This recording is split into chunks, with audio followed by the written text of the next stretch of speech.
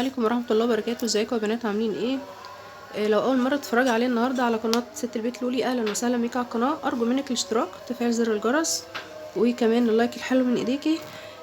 انا متبلة كبدة النهاردة، وقلت ايه يعني قررت ان انا هعملها في القلاية، يعني منعا بقى للدهون والكلام ده كله، لان كمان واحد يعني الايام دي تعبان شوية، ربنا يعافيكم يا رب. فانا قلت ايه اعملها معاكم كده.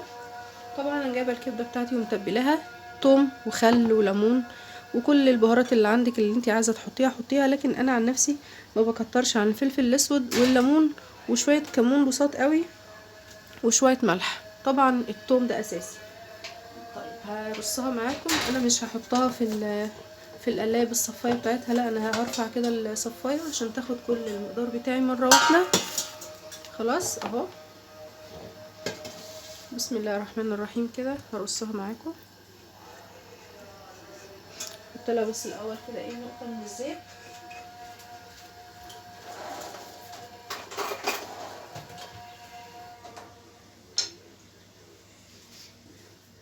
كده هحط نقطه كده من الزيت اهو، نقطه بسيطه خالص خالص اهوت،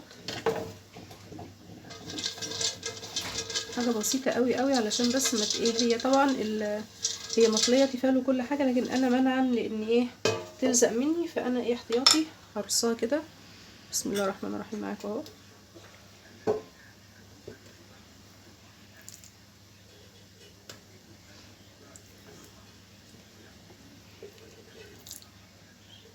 انا كنت بفكر اعملها بالبيض والبقسماط، وبعدين قلت ايه اما اجربها كده المره دي، يعني بما ان انا ما عملتش فيها كبده قبل كده، فقلت يعني ايه اجربها معاكم، اشوف التجربه كده يعني ايه كويسه تعملوها ولا لا. على قد ما اقدر كده، مش هلزقها في بعضها اهو.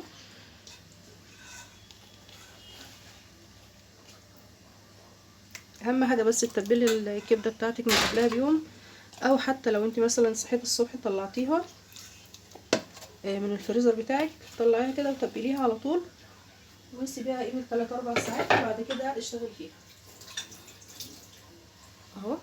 ادخلها معاكم يلا بسرعه علشان ما يطولش عليكم. اهو البرنامج بتاعي اهوت بعد ما خلصت اهو. هعملها مثلا ماشي على ربع ساعه. هاخدها ايه في برنامج البطاطس اهو. هي على 15 دقيقة يا بنات.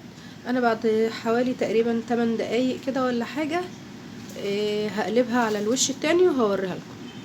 شايفين يا جماعة كده لما بقيت 8 دقايق اهو، انا هطلعها كده بالراحة. شايفين شكلها؟ هقلبها بقى على الوش التاني شوكة كده بالراحة خالص، وخلي بالي علشان ما اجرحهاش اهو. هقلبها كده على الوش التاني بالراحة، هقلبها وادخلها وارجع اوريها لكم في النتيجة النهائية. اهي يا جماعة هي خلصت. هو يستحسن ان تستني لما تخلص الصفارة بتاعتها وبعد كده تفتحيها اهو.